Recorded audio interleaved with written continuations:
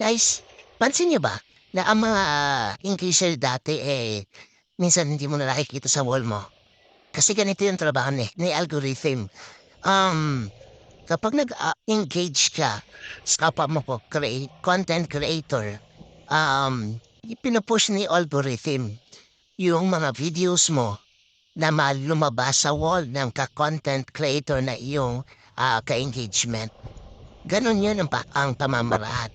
Kasi 'yun ang gusto ni algorithm na doon tayo sa wall mag-e-engage.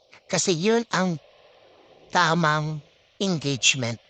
'Pag sa wall mo lumabas yung isang content creator, sigurado nag-e-engage yan sa'yo, and pangalawa, doon ka din mag-ano, mag-e-engage doon sa video na dumaan sa iyong wall. Kasi, yan ang sinasabing, totoong engagement, hindi yan peke. Ang peke kasi ang sinasabing peke na engagement is yung pupunta ka dun sa kanyang profile, tapos siya naman pupunta sa'yo. So, fake engagement yon. Kaya nga may algorithm tayo kasi lahat na inilalabas niya sa wall mo, dun ka dapat mag-i-engage.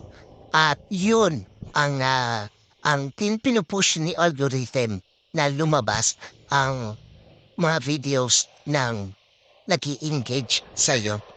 Ayan, salamat po guys at focus on the goal lang tayo. Bye!